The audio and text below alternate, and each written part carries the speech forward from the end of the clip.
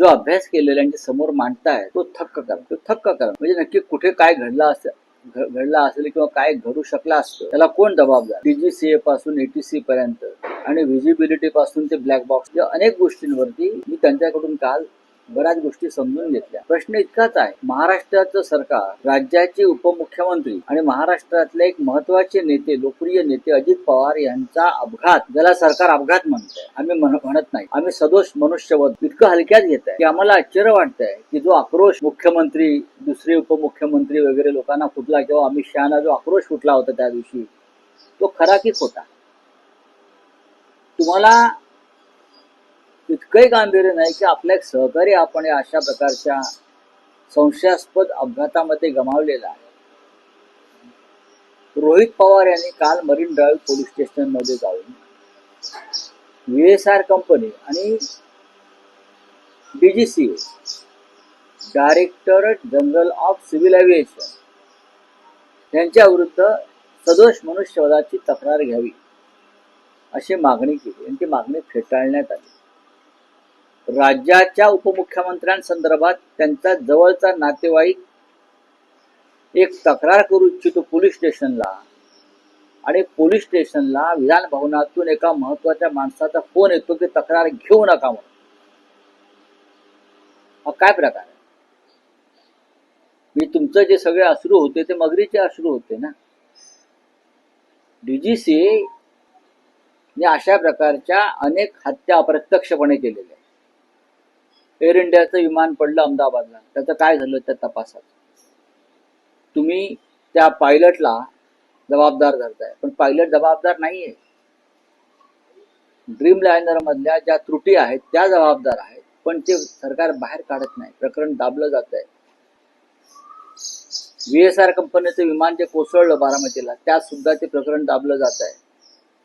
आणि रोहित पवारांची तक्रार सुद्धा तुम्ही दाखल करून घेऊ शकत नाही.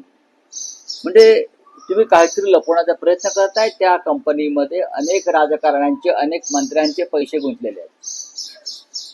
स्वतः या खात्याचे मंत्री केंद्रीय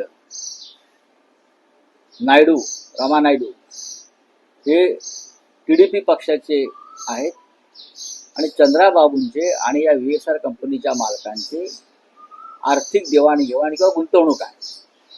अशा वेळेला काय तपास करणार? अनेक विषय काल आम्ही समजून घेतले आणि मला असं वाटलं की रोहित पवार ज्या पद्धतीने हे मुद्दे मांडतात ते अत्यंत महत्वाच्या लोकांसमोर आले पाहिजेत. अजितदादांचे प्राण गेले, यापुढे इतर महत्वाच्या व्यक्तींचे प्राण अशा पद्धतीने जाऊ नयेत असं मला काल ते सगळं पाहिल्यावर वाटलं. खरं म्हणजे मुंबईत तक्रार दाखल करणं गरजेचं होतं, पण झाली नाही.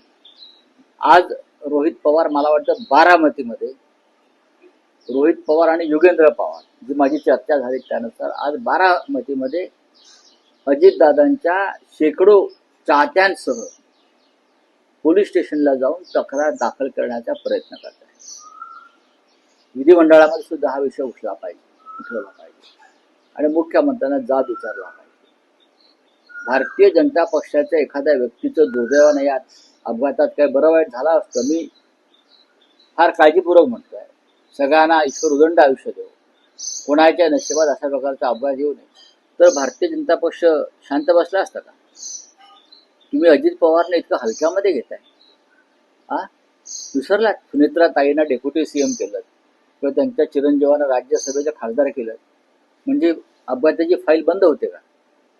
नाही, हे प्रकरण पुढे नेलं पाहिजे. याला कोण जबाबदार आहे? या सदोष मनुष्यवध अजित पवारांचा फक्त अपघात किंवा घातपात इतका पुरता विषय नसून हा सदोष मनुष्यवध आहे.